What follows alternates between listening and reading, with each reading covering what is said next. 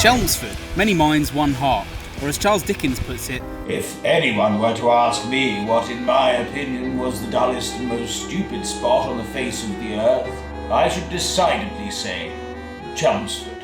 And then we created the Dickens estate in his honour, showed him.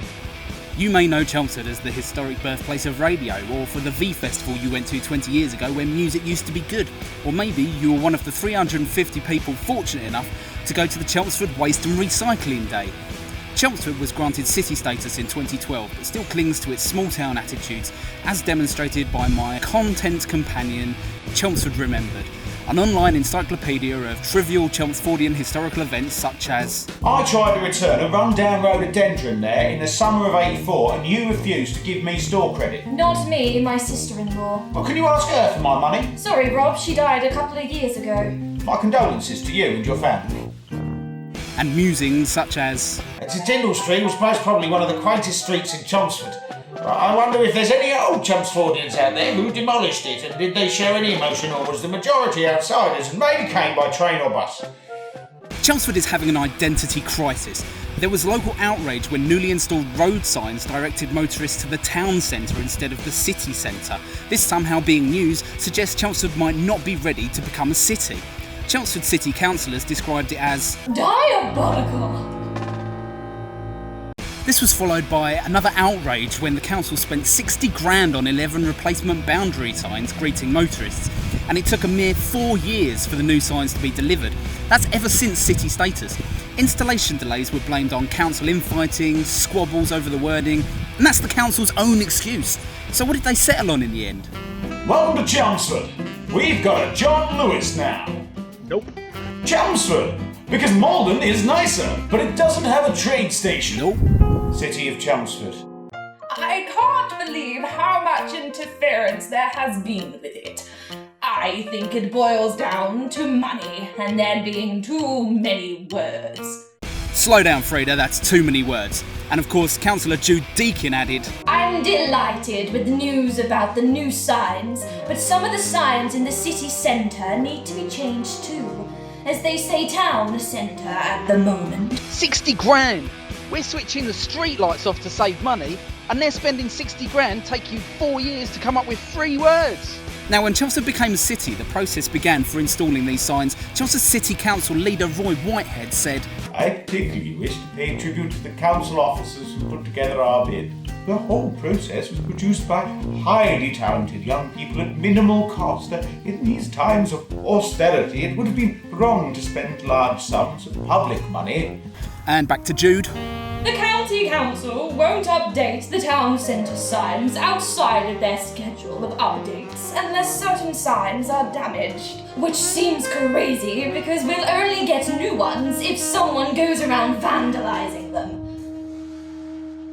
Well, Jude, can I suggest chewing gum? Because the council has introduced a policy to coincidentally save 60 grand, no less, to no longer remove chewing gum from the streets and instead just spray paint around it, because apparently 2 wrongs make a right.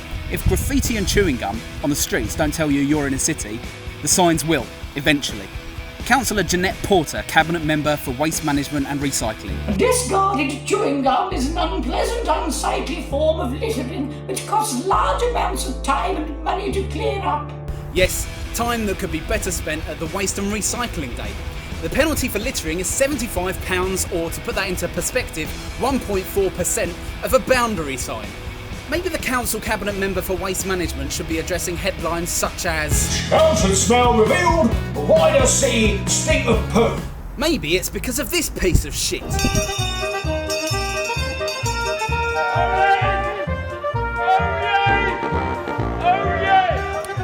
Tony, how did you manage to get yourself involved in the opening ceremony of the Olympic Games? Drop your bell, we're dancing. Oh yay, Chelmsford resident and international chancer Tony Appleton, the town crier who hijacked the announcements of the royal births. As the late Terry Wogan once said, he's the most unwelcome guest at any party. Or as Chelmsford Remembered Steve Tongue puts it, freeloading bell end. He holds no legitimate office, he's just a carpet salesman in fancy dress. His sense of self-importance is evident in him having purchased a lordship of Great Baddow, which, by the way, you can go on Google and buy yourself one for 20 quid. self-publicising pillar. And he's even released an autobiography which, uncannily, within minutes of release, had a 5-star review on Amazon. This is an amazing read and insight into Tony's life, from his life in the Royal Navy, his first venture into business, and then meeting Her Majesty the Queen, a lifelong ambition. Buy it, you will not be disappointed. Apart from Tony Appleton, who the hell is interested in what this stupid little man has to think or talk about? Adrian, what have you done in your life? I bet you are on benefits. Nice, yeah, living off taxpayers' money. Shameless. When's the next royal birth, Tony? I might get knighted. Good thing ex-cons can still be nominated. His latest unwelcome gate crash was for the opening of Chelmsford's Bond Street retail development. Anchored by John Lewis. Wankered by Tony Appleton. Chelmsford considers itself middle class ever since John Lewis, the holy grail of retail, announced it was coming to the town. Sorry, city. The food branch of John Lewis, Waitrose, was set to open a superstore in the city centre, but those plans were scrapped, probably due to insufficient signage, and rumours spread instead of a mega mosque being built on the site. Are you fucking kidding me? So children from Chelmsford have to then travel further to be educated in their own country, so that lot can worship in a multi-million-pound building? Grave day for Chelmsford. A mosque has been approved, but I don't know the exact site. I'm not against Muslims, but I'm against mosques as we have churches. It's our country's way. We wouldn't be allowed to build a church in their country, so they shouldn't expect to build theirs here. It's like they are trying to take over and not helping themselves with all that's going on in the world right now. And agree, our children have to travel for school. The system is seriously corrupt and wrong on so many levels. Sad face. Light the firework at arm's length, and then stand well back and wait.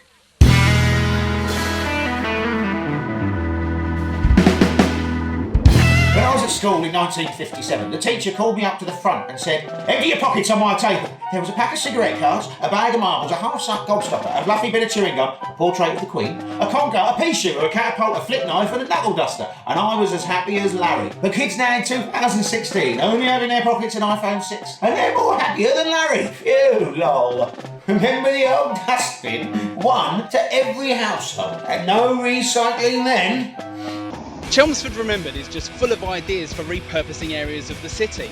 The council has just spent £5 million on the disused gasworks. Put a roof on one of them and turn it into a public open-sided atrium that could double as an undercover open-air music venue or something. Throw in a decent-sized stage and you could have everything from rock concerts to open-air opera. Because Chelmsford is fucking screaming out for more opera venues. They could, of course, keep a gas holder. Looks really good.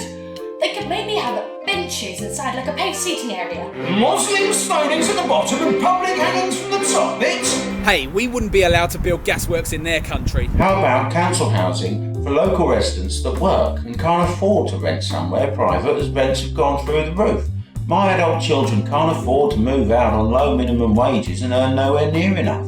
About time this stupid up their own backside started to support the local peoples. Yes, and so the council has decided to turn it into housing, guaranteed, however, to be unaffordable for most Chelmsford residents. So where is the council getting £5 million to build these exclusive houses?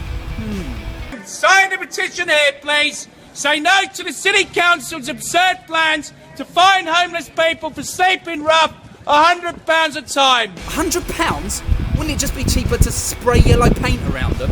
But the irony is that some of these most in need could end up in those apartments. Chelmsford City Council has introduced a scheme called Homes to Lease, where the council acts as an estate agent to private landlords, guaranteeing them monthly income at market rate. We've seen in Chelmsford an increase year on year in a number of people applying to the City Council for help with their housing. The lease has been designed to be as landlord-friendly as possible. Landlord-friendly? What about the tenants? Oh, you could kick them out after 6 months. That's not even long enough to come up with one word for a city sign.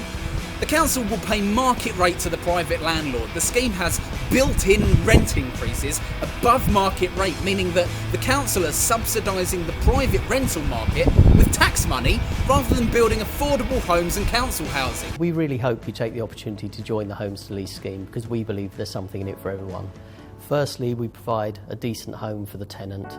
Secondly, the council meets its duty to provide accommodation, and of course you as a landlord are set to get a rental which is higher than you'd probably earn in the private sector rental market, and of course you don't have the hassle of managing the property. But until the council can secure plans for development, they'll do what they know best. And no, I'm not talking about being convicted for child pornography on a council laptop. I'm talking about parking. The old Odeon Picture House. Now a car park. They're paving over our history, even our prestigious nightclub, Duke's. Car park. You're paving over our memories of N-dubs, although in fairness they have been making new memories at Chelmsford Court. Chelmsford City Council makes £4 million a year in parking charges. That's not including penalty notices. That revenue exceeds that of proper cities such as Sheffield, Liverpool or Leicester, or St Albans, Luton and Ipswich combined. This kind of money means that the council is turning any area into parking. You can't even park for free on half a car length, and some are desperate enough to park in the subway or even the river, or maybe they're longing for an outdoor swim. No more outside swimming for Chelmsford. When the city's outdoor swimming pool at Riverside Ice and Leisure was found to have asbestos in the water, perhaps conveniently the council wasted no time in announcing they'd found the most effective way to deal with the problem.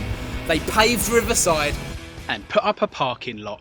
Shouldn't have left it alone like it was back in the 50s. Cold water, outside changing rooms, 3 foot shallow end up to 6 foot deep end. That's how I remember it. Sad photo seeing the outside swimming pool concreted in to be used as a car park. Sad face. Kiss, kiss, kiss, kiss, kiss, kiss, kiss, kiss, kiss, kiss, kiss. What's astounding though is that paving 70 spaces went £135,000 over budget, eventually costing £186,000. In these times of austerity, it would have been wrong to spend large sums of public money.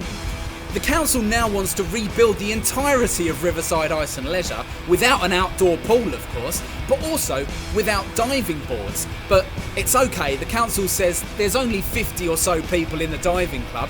That excludes casual users. So fuck you, divers. If you have aspirations of going to the Olympics, you'll have to literally go to the Olympics in London for the nearest diving centre. Even Olympians are unhappy about it. Please save Chelmsford's diving boards. Save Chelmsford's diving boards! Woo!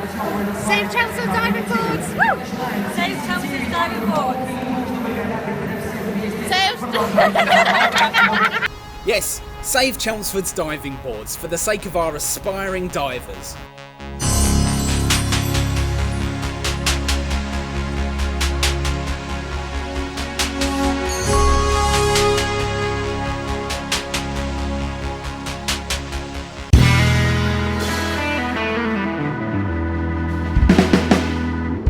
Let me show you the Shire Hall. It's like a night before decision to cosplay the building from Back to the Future. Shire Hall, around 1910. Wow, it must have been more of a pleasure to walk around then without all the traffic. Traffic, Brian? The High Street's been fucking pedestrianised for 20 years. The Shire Hall has been vacant for some years, ever since it held witchcraft trials, which feels like it might not actually be that long ago. We should have a bingo hall in Chelmsford, a Mecca or gala. Mecca, are you sure? Cocaine in my brain gave a strange effect. Don't battle, you ain't able yet. In fact, I just wanna get your shit tight, take a rest from anal sex. Cause in a pit fight, a razor will grate your flesh. What the fuck was that?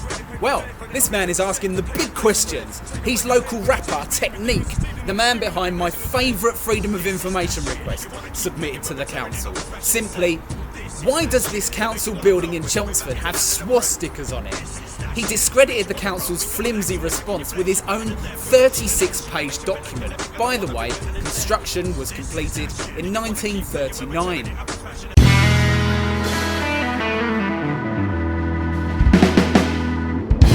And so as we confirm Godwin's law, I'd like to leave you with this. My lovely nan used to make all these gollies. In the gents' toilet at the Checkers, Roxwell. All this chat about gollywogs, I thought I'd post a pic of me and my gollywog. I never grew up with any racist feelings whatsoever, even though my garage was called Kipper's Garage because I couldn't pronounce Christopher. God save